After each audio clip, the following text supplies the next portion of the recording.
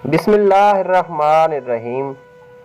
دیکھتی آنکھوں اور سنتے کانوں کو M S voice of all channel کی طرف سے محبتوں بھرا السلام علیکم۔ کیا آپ یہ جانتے ہیں کہ آپ کی زندگی میں پریشانی، مصیبت اور تنگ دستی کی بنیادی وجہ کیا ہے؟ اگر ہاں تو اس تحریر کو غور سے سنیے۔ آج کے دور میں شاید ہی کوئی ایسا انسان ہو جس کو کسی پریشانی کا سامنا نہ ہو۔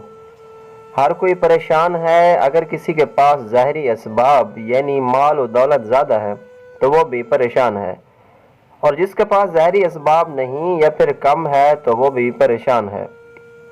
اب سوچنے کی بات یہ ہے کہ انسان کی زندگی میں پریشانی اور مصیبت کیوں آتی ہے، اور انسان کو تنگ دستی کا سامنا کیوں کرنا پڑتا ہے۔ اس حوالے سے حضرت علی رضی اللہ تعالیٰ عنہ کا ایک فرمان پیش ہے کہ جس میں آپ رضی اللہ تعالیٰ عنہ نے گھر میں پریشانی، مصیبت اور تنگ دستی کی ایک بڑی وجہ کی طرف توجہ دلائی ہے۔ گھر میں پریشانی اور تنگ دستی کی یہ وجہ کیا ہے؟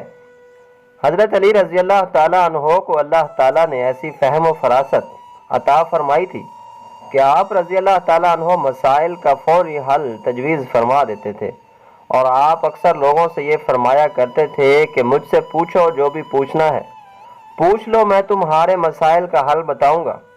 اس لیے ہمیں آپ کی اکثر ایسی حکایات ملتی ہیں جن میں پہلے کسی شخص کی طرف سے سوال ہوتا ہے اور پھر آپ کا جواب ہوتا ہے۔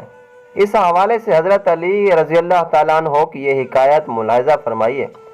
کہتے ہیں کہ ایک شخص اپنی بیوی پر غصہ کر رہا تھا کہ حضرت علی نے اس شخص کو دیکھ لیا کہ وہ اپنی بیوی کے ساتھ کیسے سخت رویے سے پیش آتا ہے۔ آپ رضی اللہ تعالیٰ عنہ نے اس شخص کو اپنے پاس بلایا اور فرمایا، اے شخص، یاد رکھو کہ اللہ کے رسول صلی اللہ علیہ وسلم نے بیوی کے ساتھ حسن و سلوک کا حکم فرمایا ہے۔ بیوی تمہاری زر خرید غلام نہیں ہے جو تم اس کے ساتھ ایسا رویہ اختیار کرو، اور یہ بات بھی یاد رکھنا کہ جو لوگ بیوی کے ساتھ حسن و سلوک کا معاملہ نہیں کرتے، ان پر ظلم اور زیادتی کرتے ہیں، تو ان کے گھر میں پریشانی اور مصیبت آتی ہے، اور تنگ دستی ایسے گھر کا مقدر بن جاتی ہے۔ اور جو لوگ اپنی بیوی کے ساتھ حسن و سلوک کرتے ہیں اور ان پر اپنی استطاعت کے مطابق خرچ کرتے ہیں، ان کو خوش رکھتے ہیں، تو ان کی عورتیں یعنی بیویاں ان کے لیے دعائیں کرتی ہیں، اور یوں ان کے رزق میں اضافہ کیا جاتا ہے۔